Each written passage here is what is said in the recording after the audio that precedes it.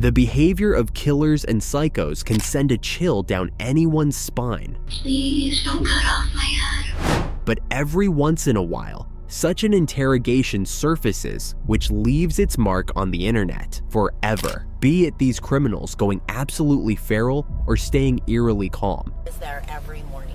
These are some of the craziest moments recorded during criminal interrogations, starting with the most bizarre of these confessions.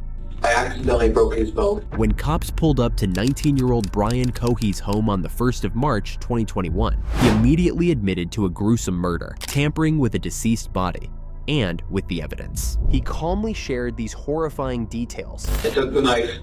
I pulled back the canvas. While casually standing and talking in his driveway. This unsettling composure carried over into the entire investigation, where his lack of emotion was evident throughout. A homeless 69-year-old man named Warner Barnes went missing in 2021. Not long after, cops responded to a home in Colorado after Cohy's parents made the gruesome and disturbing discovery of Barnes's head and hands rotting inside the closet. When police questioned Cohy outside his house about the stuff found in his closet, it did not take him a second of hesitation to respond. One by one, he replied to the cops' questions, admitting that he murdered the fella that went missing recently using a knife and stored his body parts in the closet. Brian Cohy further added that the reason why he murdered Warner was simply because he wondered what murder felt like. His curiosity was evident from his words when he stated that Warner's insides were pink during the interrogation. The chilling footage also included Brian's mother, Terry Cohy, having to relive the horrific moments when she discovered the decomposing head and hands. While cleaning Brian's room, she came across a Rubbermaid container in her son's closet. She started digging through and discovered a really heavy plastic bag. What came after that was something she would have never imagined. She carried the bag out of the closet and maggots covered something inside. After carrying the double bag thing out to the sink, she removed the first layer and immediately called her husband. Ms. Cohy explains the traumatic experience with tears in her eyes. They immediately called 911 and admitted to the dispatcher that their son did indeed display a fascination with the morbid. At this point, it had started becoming clear that they had been raising a psychopath who is now a murderer. During the detailed investigation, Brian Cohy revealed further details. They immediately see blood on the bumper. They notice more blood on the door handle, the other door handle, passenger one. On the events that went down the night of Warner Barnes' murder. Brian was driving along Crosby Avenue at Mesa County when he discovered a homeless man wrapped in a canvas lying on the railway track. He immediately grabbed his knife, put on 3 layers of gloves because plastic gloves can betray their users, removed the canvas covering Barnes, and stabbed him on the neck. It was later disclosed that Cohy attempted to dispose of Barnes' remaining body parts at the Blue Heron boat ramp, but his car got stuck in the Colorado River. During his 2021 trial, Cohy entered a plea of not guilty by reason of insanity, arguing that his diagnosed mental health disorders and environmental stress triggered a psychotic break when he encountered Barnes. 2 psychologists evaluated Cohy for his insanity defense and determined he was not insane. Anybody interesting? No. However, a 3rd psychologist, hired by the defense, disagreed, concluding that Cohy was experiencing a psychotic episode that rendered him legally insane. In the end, he was proven guilty and sentenced for life without parole.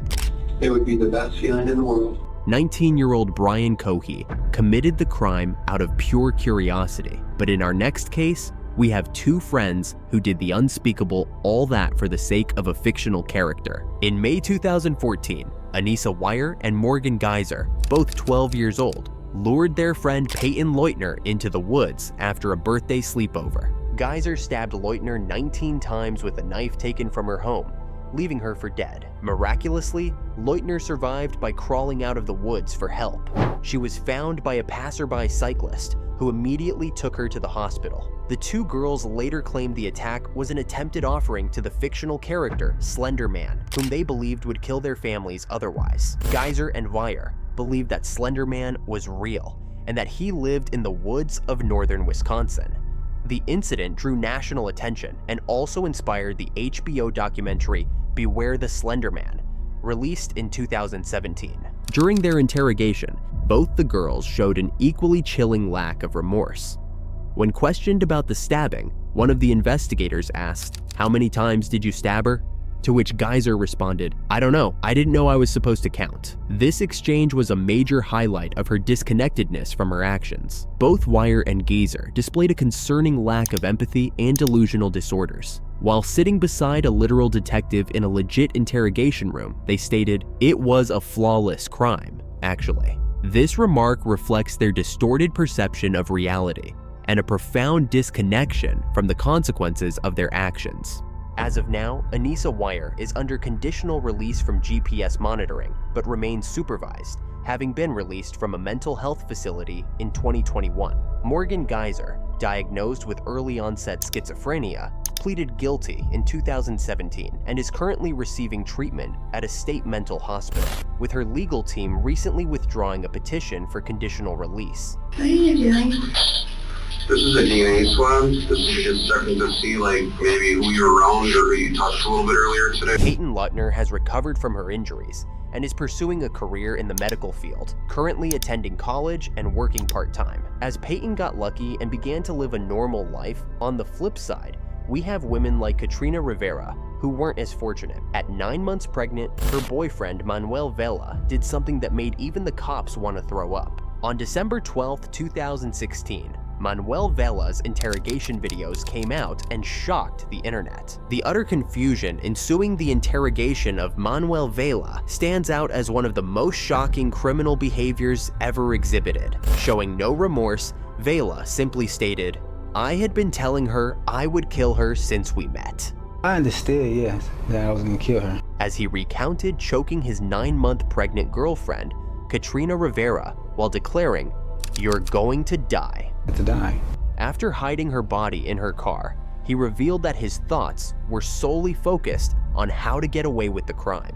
His horrifying act of removing Katrina's womb just to see their child only added to the outrage surrounding the case. After a dramatic chase in East Bakersfield, Vela was violently arrested by multiple officers. Although the baby was alive at the time, the child sadly did not survive and was pronounced dead at Kern Medical. Upon reviewing police records, it was discovered that Vela had a history of domestic violence, and Katrina's family later expressed their long-standing disapproval of him. Manuel Vela's interrogation revealed a disorienting mental state, as he often appeared to be conversing with multiple voices simultaneously.